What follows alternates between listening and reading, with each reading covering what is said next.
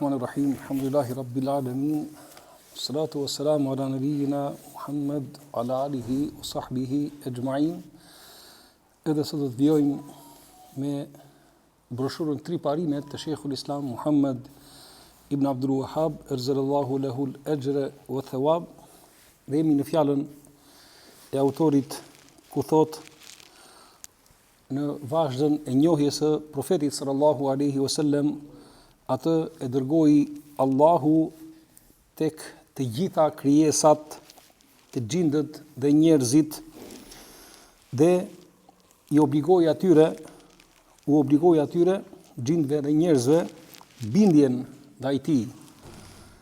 Dhe argument për të është fjala e Allahut të lartësuar: Ja ejuhen nas inni rasulullahi ilejkum jami'a, o ju njerëz, un jam i dërguari i Allahut tek të gjithë ju, pa përjashtim. Dhe Allahu i lartëmadhëruar e plotësoi dhe e përsosi nëpërmjet tij fen. Dhe argument është fjala e Allahut të lartësuar: El-yawma akmaltu lakum dinakum wa atmamtu alaykum ni'mati wa raditu lakum al-islam dina. Sot plotësova për ju fen tuaj dhe plotësova ndaj jush dhuntin time dhe zgjodha për ju islamin fe. Dhe argumenti për vdekjen e profetit sallallahu alaihi wasallam është fjala e Allahut të lartësuar: Innaka mayyitun wa innahum mayyitun thumma innakum yawma al-qiyamati 'inda rabbikum takhtasimun. Ti o Muhammed ke për të vdekur, edhe ata kanë për të vdekur, dhe më pas do të boheni tek Zoti juaj në ditën e Kiametit, dhe të gjithë njerëzit do të ringjallen pasi që të vdesin. Dhe argument është fjala e Allahut të lartësuar: Wallahu anbatakum minal ardi nabata thumma yu'idukum fiha wa yukhrijukum ikhraja. Allahu ju nxori nga dheu dhe përsëri ka për t'ju rikthyer sërish në dhe keni për të dalë sërish, e keni për t'u ringjallur. Më pas do të vi ringjallja, dhe pas ringjalljes atyre do të kërkohet hesap, do të kërkohet llogaritë, do të shpërblehen në bazë të punëve të tyre.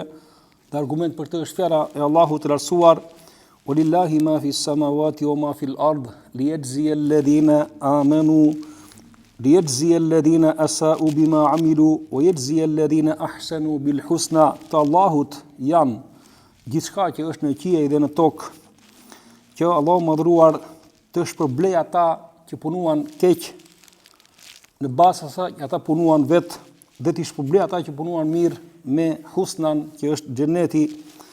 Dhe kushdo që përgënjeshtron ringjalljen dhe nuk beson në ringjalljen, ai ka mohuar dhe konsiderohet pa besimtar. Dhe argument për të është fjala Allahut të lartësuar: Za'ama alladhina kafaru alla yub'athu Qul bala wa rabbi latub'athunna thumma latunabba'una bima amiltum wa dhalika 'ala Allahi yasir. Ata që mohuan, pa besimtarët, pretenduan se nuk kanë për t'u ringjallur. Por ti thuaj atyre që betojnë për Zotin tim, ju keni për t'u ringjallur, dhe më pas do të njoftoheni me punët tuaja, dhe kjo është tejet e lehtë për Allahun e madhruar. Për Allah madhruar i obligoi gjindëve dhe njerëzve bindjen ndaj profetit sallallahu alaihi wasallam. Dhe argument për të është fjala Allahut të lartësuar: Kul ya ayuhan nasu inni rasulullahi ilejkum jami'a. Thuaj, o ju njerëz, un jam i dërguari i Allahut tek të gjithë ju.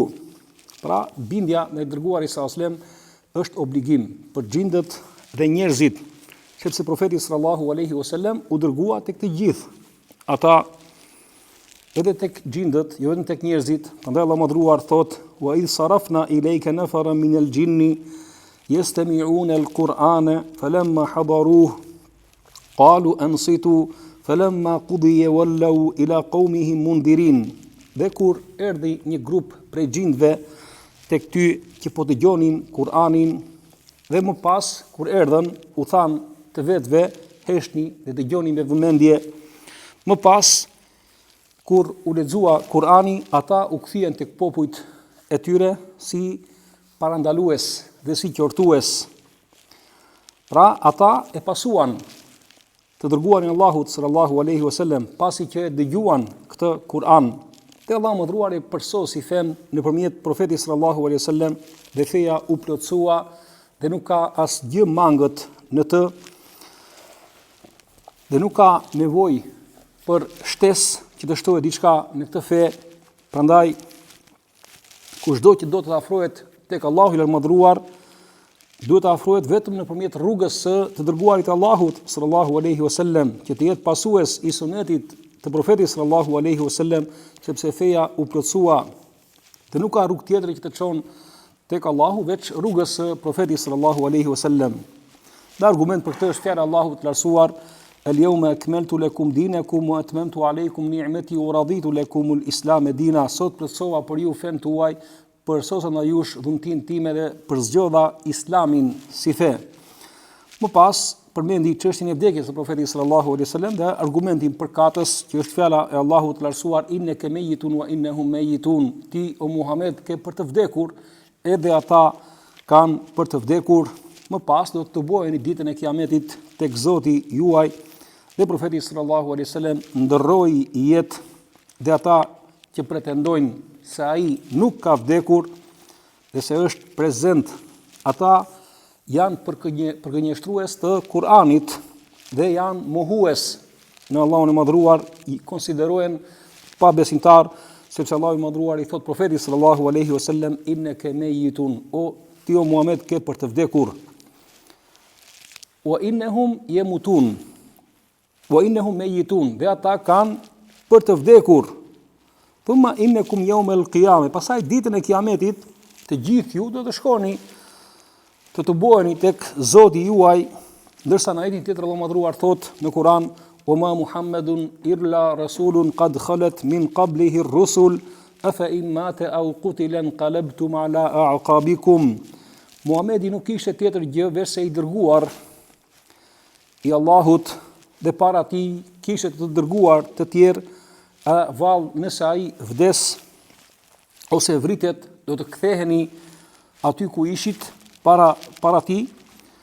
Prandaj kur ndodhi vdekja e profetit sallallahu alaihi wasallam, Ebu Bekri u çua dhe mbajti një fjalim tek njerëzit pas vdekjes së profetit sallallahu alaihi wasallam, dhe ndër të tjerash tha: "Men kana ya'budu Muhammeden fa inna Muhammeden qad mat." Kushdo që adhuronte Muhamedin, Muhamedi ka vdekur, ndroi jetë. "O men kana ya'budu Allah fa inna Allaha hayyun la yamut." Dhe kush adhuronte Allahun, Allahu është i gjallë dhe nuk vdes. Dhe më pas lexoi këtë ajet kuranor: "O ma Muhammedun illa rasulun qad khalat min qablihi ar-rusul afa in mata aw qutila qalabtum ala a'qabikum." Më pas Umeri radiallahu anhu, pasi dëgjoi këtë fjalim të Ebu Bekrit, tha: "Sikur nuk e kisha dëgjuar këtë ajet para kësaj here, para se të dëgjoja nga Ebu Bekri radiallahu anhu." Edhe pse ishte një ajet i njohur, e dini sahabët e tjerë, mirë po hiu nga vëmendja në atë moment kur ndroi jetë profeti sallallahu alaihi wasallam. Mirë po profeti sallallahu alaihi wasallam është në një jetë berzakhie, që quhet jeta e varrit, që është jeta më e plot nga jetët e varrit. Dhe jeta e tij është më e plot nga jeta e dëshmorëve në rrugën e Allahut Madhruar. Mirë po profeti sallallahu alaihi wasallam ndroi jetë diq pasi që i erdhi exheli dhe në xhenet ka për të qenë në Rafiqul A'la, në gradën më të lartë të xhenetit tek Allahu i Madhruar. Më pas autori thotë që njerëzit kur të vdesin kanë për tu ringjallur sërish, dhe e veçoi ringjalljen përsëri duke përmendur në veçanti, për arsye se në kohën e Sheikhul Islam Muhammed ibn Abdul Wahhab kishte njerëz në shkretë të tira larg dietarëve, larg diturisë, të cilët e mohonin ringjalljen. Prandaj ai e vendosi këtë, e përmendi përsëri këtë ideologji, që kushdo që mohon ringjalljen, ai nuk është besimtar, ai nuk është musliman, edhe nëse falet, edhe nëse agjeron dhe pretendon se është musliman. Më pas thot, dhe njerëzit kur të vdesin do të ringjallen. Dhe përmendi dhe argumentin, që është fjalë Allahut të lartësuar: minha khalaqnakum wa fiha nu'idukum wa minha nukhrijukum taratan ukhra, prej saj ju krijuam, prej tokës, prej dheut, dhe në të do të ju rikthejmë sërish, dhe përsëri prej saj kemi për t'ju ringjallur, dhe fjala e Allahut të lartësuar, wallahu anbatakum min al-ardi nabata thumma yu'idukum fiha wa yukhrijukum ikhraja, Allahu ju nxori juve nga toka, nga dheu, dhe më pas ka për t'ju rikthyer sërish në të, dhe më pas ka për t'ju nxjerrë sërish prej saj. Dhe pas ringjalljes, njerëzit kanë për t'u pyetur për punët që vepruan, dhe argument është fjalë Allahut të lartësuar, "Walillahi ma fi samawati wa ma fi al-ard, liyajziya alladhina asa'u bima 'amilu wa yajziya alladhina ahsanu bil husna." Te Allahut janë gjithçka që është në qiell dhe në tokë, që ai më pas të shpërblej ata që punuan keq në bazë të punëve të tyre, dhe të shpërblej ata që punuan mirë me xhenet. Dhe kushdo thotë që përgënjeshtron ringjalljen, ai është pabesimtar, ai nuk është musliman.